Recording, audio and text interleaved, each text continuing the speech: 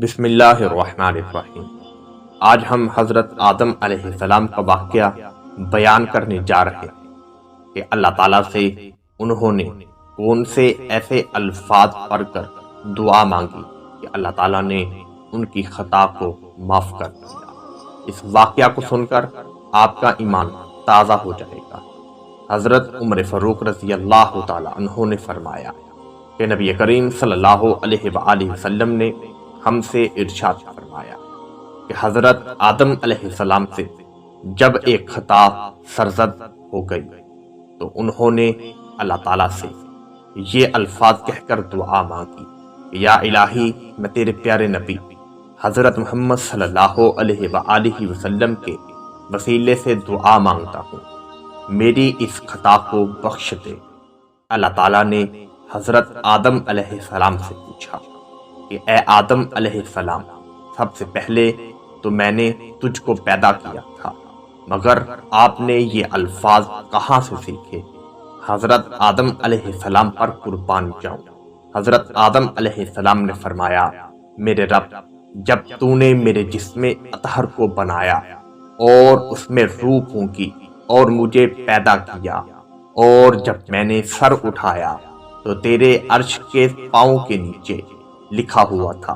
لا الہ الا اللہ محمد الرسول اللہ۔ میں تبھی سمجھ گیا کہ یہ محبوب ذات تجھے بہت پسند ہے۔ اللہ تعالیٰ نے حضرت آدم علیہ السلام سے فرمایا، اے آدم، تو نے سچ کہا، تیری تخلیق سے پہلے، ان آسمانوں کو بنانے سے پہلے حضرت محمد صلی اللہ علیہ وآلہ وسلم کو میں نے اپنے نور سے پیدا کیا،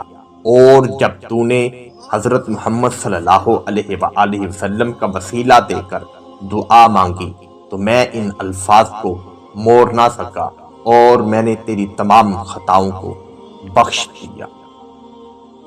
علماء کرام اس واقعہ کی تشریح کرتے ہوئے یوں بیان کرتے ہیں کہ جب حضرت آدم علیہ السلام سے یہ خطا سرزد ہو گئی تو حضرت آدم علیہ السلام نے زمین کے چپے چپے پر اللہ تعالیٰ کی عبادت کی اور اللہ تعالیٰ سے اپنی اس خطا کی معافی مانگتے رہے۔ پھر اللہ تعالیٰ کو اپنے بندے پر رحم آ ہی گیا تو اللہ تعالیٰ نے یہ الفاظ حضرت آدم علیہ السلام کو یاد کروائے، اور جب انہوں نے یہ الفاظ پڑھ کر اللہ تعالیٰ سے دعا مانگی تو اللہ تعالیٰ نے ان کی خطا کو بخش دیا۔ محترم ناظرین، ہمیں ناز کرنا چاہیے کہ اللہ تعالیٰ نے ہمیں اپنے پیارے نبی حضرت محمد صلی اللہ علیہ وآلہ وسلم کی امت میں پیدا کیا ہے۔